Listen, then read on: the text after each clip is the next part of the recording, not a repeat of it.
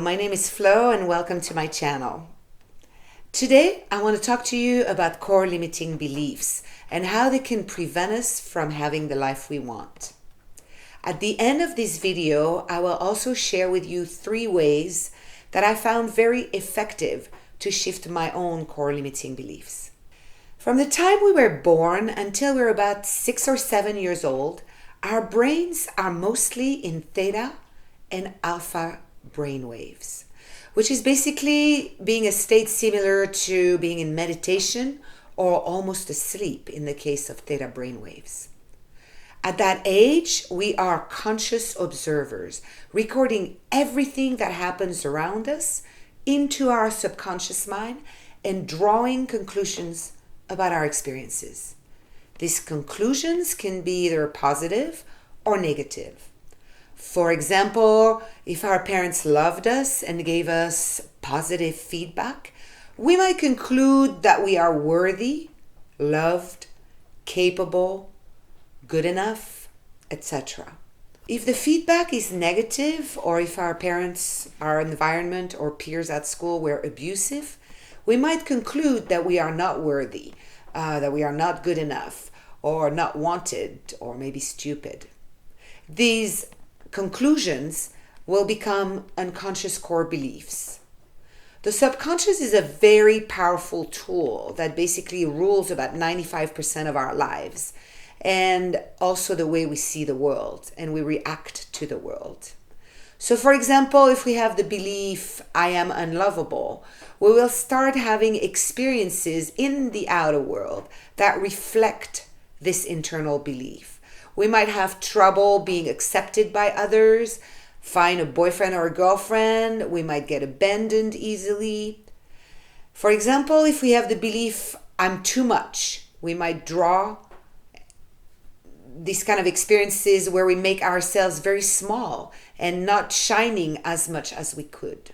The more similar experiences we have, the more we draw conclusions like, that's the way life is for everyone.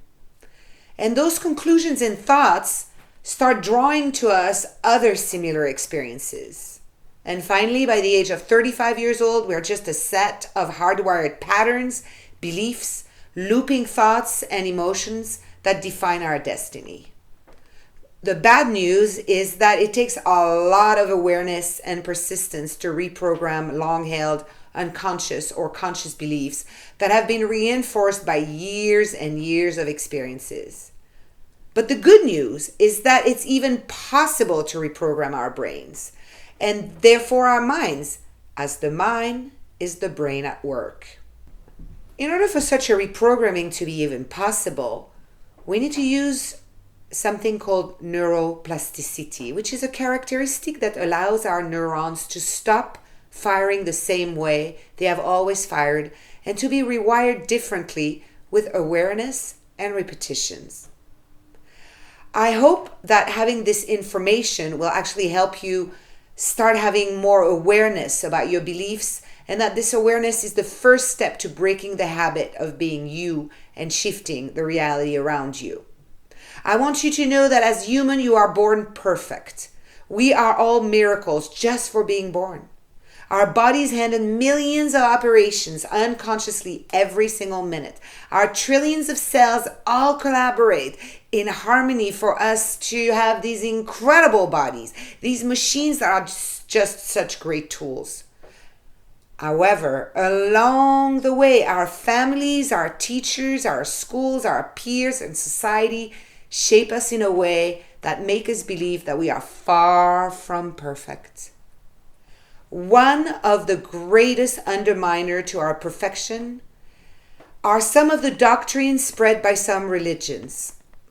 Just having over our heads the looming threats of being sinner at birth is really not a good thing for humanity. Just the idea that we are inferior to God instead of being God for just breathing is perpetuating the core belief that we are not good enough, not worthy, or less than.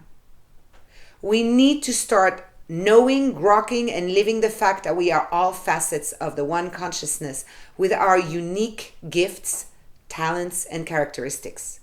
That the divine loves diversity and that we are a unique expression of the divine. For that, we have to deprogram ourselves from our limiting beliefs, as well as the shame and guilt imposed by society and some religions, and reprogram our brain to become the full, empowered, and shining expression of ourselves. So now I'm going to share with you 3 ways to reprogram the subconscious and shift your core limiting beliefs. Here is the juicy part. The first step of the puzzle is to figure out what your main core belief is. Your main core limiting core belief is the root of the tree and what rules our lives. Here are some examples of core limiting beliefs that almost any human on this planet shares. Here you go. They're all lies, by the way, but we believe them. I'm not good enough. I'm not worthy. I'm not lovable. I'm too much. I can't do it. I'm not heard. I'm not seen. I don't belong. God doesn't love me. You fill in your flavor. So how do we identify our core limiting belief? Well, I will be sharing a process to help identify our core limiting belief in my next video. In the meantime, just pick one you identify with and work with that. So the first way to shift a core limiting belief is to find what I call its antidote, which is basically a simple and impactful positive affirmation combined with the feeling of how we want to feel in the end result. I will share more about feeling how it feels in the end result in another video also. For today, just start with repeating the affirmation, the antidote, out loud to yourself in the mirror or just in the car or anytime. Some people cannot even say something like I am loved or I am worthy. It can't even pass their lips. So just even saying it is a big step. It's the portal to the new belief that you want to ingrain. So here are some concrete examples of antidotes. If your core negative belief is, for example, I am unlovable, the antidote would be, I'm so grateful to be loved. I am loved by the people I love. If it's I'm not worthy, would be I'm so grateful to be worthy of. If it's I'm not seen nor heard, you can say I'm so grateful to always be seen and heard, etc., etc. You get the gist of it. The reason why I'm saying I am so grateful in front of those affirmations is just to bring up the feeling of gratitude, which is an uplifting feeling since it signals the body that the event already happened. By saying that we are grateful for something, we are drawing our new state of being faster to us. So just start saying your antidote out loud to friends and see how your life will start changing. Another big piece of the reprogramming puzzle is meditation. Meditation helps reset the brain by quieting the chatter of the mind. It is a great tool for reprogramming. Start meditating, and in your meditation, dedicate a time when you remember all the experiences where you felt lovable, worthy, seen, heard, etc. There has been time in our lives where we've had those feelings. And the mind often goes to what is not working. So we have to dwell in our minds on those times where we felt the feelings that we want actually to experience in our reality.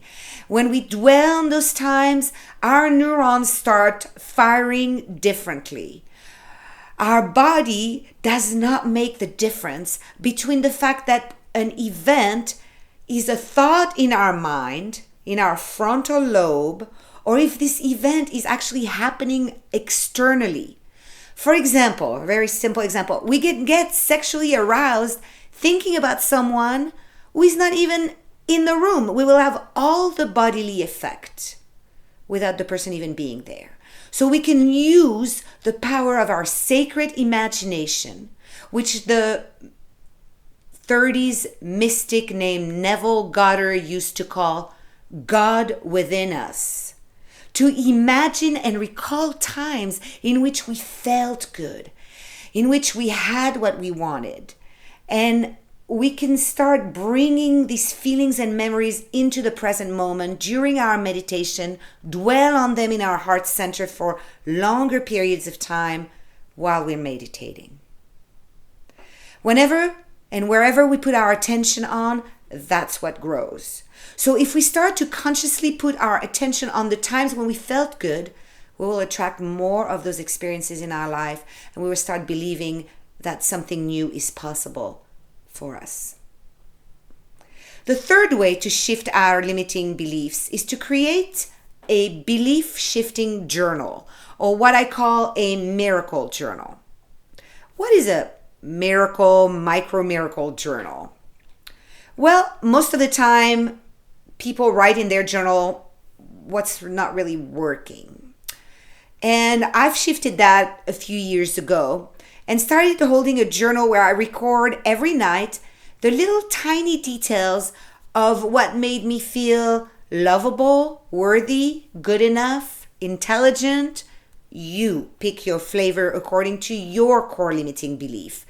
And how I felt that day when I was actually in my antidote. Maybe someone gave us a compliment. Maybe someone sent us a nice text. Someone maybe held the door for me. Someone helped me today. I remember those, even if they're like just tiny little things. Maybe I saw dolphins walking by the ocean on the beach. And I record it in my journal, in my miracle positive belief journal. I just write a few words about it, not something really extensive. It's not about going into details. It's about remembering. You see, our minds are so selective. And because they're there to protect us, they only remember, not only, but they often remember or focus on what did not work instead of on what worked.